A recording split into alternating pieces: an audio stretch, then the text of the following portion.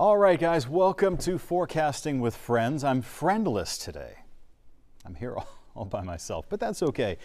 We actually have a lot to talk about today.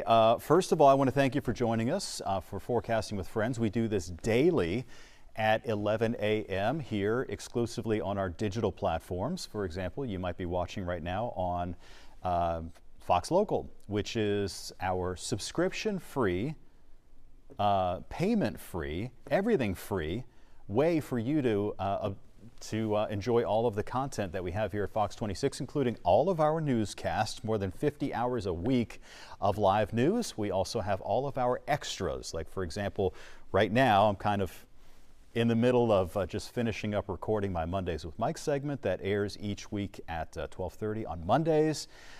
We do this every day at 11. We also have great content like Melissa Wilson's Lunch for the Soul, in which she shares health stories where people use their faith to get them through incredibly hard times. That's every Wednesday. We do afternoon things like, everybody loves Rashi and Caroline, right? Well, now we have a Rashi and Caroline live show where they interact with you before the news starts coming up in the afternoon. I think it airs from 3:30 to 4 if I'm not incorrect there. So got a lot of good stuff going. So tell your friends and family, Fox Local is the name of the app, not on your phone, but on your smart TV.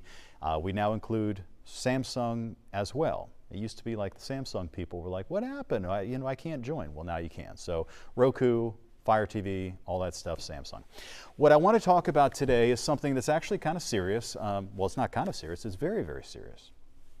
And that is the risk for rip currents along the coastline. So we've had so many tragedies lately, including at least 4 people who died this past weekend off of the Florida Panhandle. Panama City Beach. We also had another teenager die on Galveston Island via drowning. That's on the heels of another drowning just, I think, the week before. We had this terrible story of 2 parents of 6, okay, who drowned off of the east coast of Florida near Stewart Beach, Florida. It is an awful, awful tragedy. Well, they all are. The thing is, they're all 100% avoidable. And I wanted to give you some of my insight, because not only being a meteorologist and somebody who does marine forecasting and things like that, but I also was a lifeguard for 5 years. Now, I didn't work at the beach, but I was trained in beach rescues and things like that, in addition to just working at pools and things like that.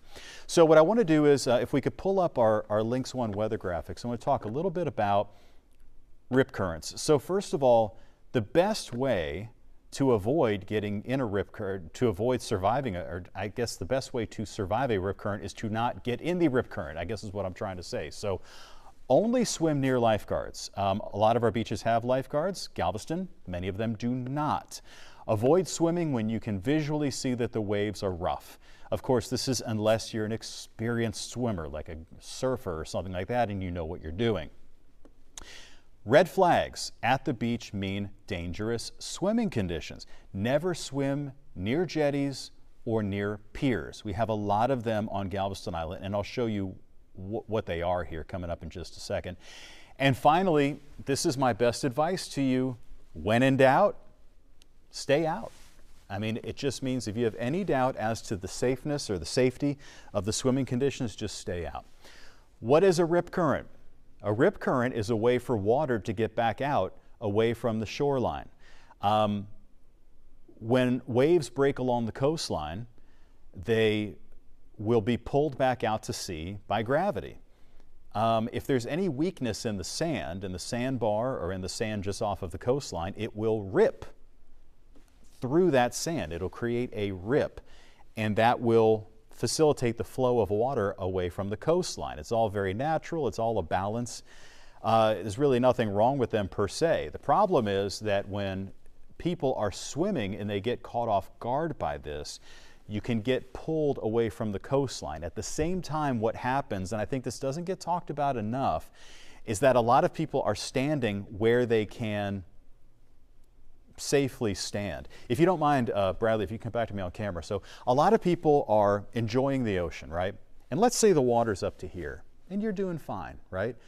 No problem at all. You're standing, the waves are coming along, you're kind of riding the waves. I mean, it's fun. We've all done this, right? Well, the water's up to here. Now all of a sudden, you get pulled in a rip current. And a lot of times, the shoreline will drop off very quickly at spots. And so you may go from a place where you're waist high or maybe you're chest high and you feel confident everything's fine. All of a sudden, the rip current pulls you out. It might only be 10, 20 feet out, not very far at all. Now all of a sudden you're in water that's maybe 7 feet deep, 6 or 7 feet deep. Your feet can't touch the bottom anymore. Now you start to panic a little bit, and that's really where the trouble sets in. All right, back to the graphics here. I want to show you an aerial view of what a rip current looks like. So imagine you're flying over the water. This is what the current would look like from above. So you can see the difference in color. Whoops. Okay. I think that's our engineer not knowing that we're on the air. That's okay.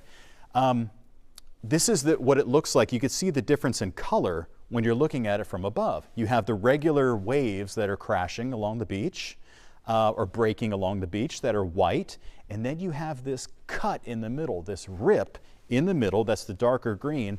That is the water that's being pushed back out into the ocean. Now, I got this graphic from the National Weather Service, and I thought it was very helpful. So there are 2 pictures there at the top.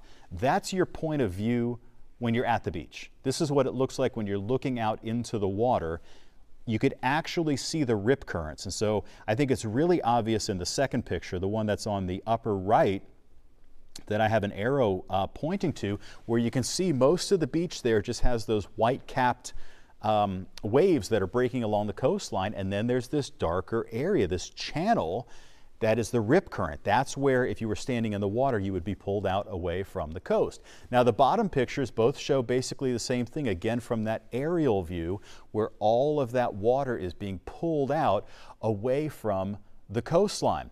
And this is where, if you were in the middle of that, look how far away it is from the beach. If you were in the middle of this, you would be pulled out potentially that far.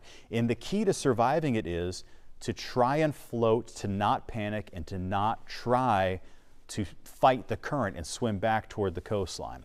Now, very often we'll share this with you. The National Weather Service will evaluate the risk for rip currents. It's not always going to tell you when there are going to be rip currents, but for example, today we're at an elevated risk for rip currents. And so that blue area, which covers all of our beaches, like Jamaica Beach and like all the beaches along the seawall and so forth, they're under what's called a rip current statement, which is not a warning, but it lets you know that rip currents can be expected along the coastline. Well, you can go ahead and come back to me on camera. That's fine. Bradley, okay. So that'll let you know if there's a rip current statement. I will tell you, though, that there could be rip currents even when there's no kind of statement, no kind of warnings. The best thing to do, if you have any doubt, is to find a lifeguard and ask her or ask him if the conditions are safe. And like I said, when in doubt, don't go out. All right. Coming up in a few minutes, so we got a lot going on that I want to share with you here on Forecasting with Friends. Near the end of the program, we're going to talk about the tropics. I'll give you all the latest details on the tropics, including what's happening right now, how the water temperatures have been developing, which is a little bit of a concern, what's expected to happen this week across the Gulf of Mexico or the Caribbean Sea. And then, of course, we'll also take an extended look out at what to expect from Mother Nature as we head locally later on in the week, because we are settling into a very summer-like pattern around here. Coming up in a few minutes, right after the break, we're going to visit with John Dawson, who interviewed someone who's going to tell us what is the most vulnerable county to flooding across the United States. I think you probably know which one, but stay tuned for the answers after this.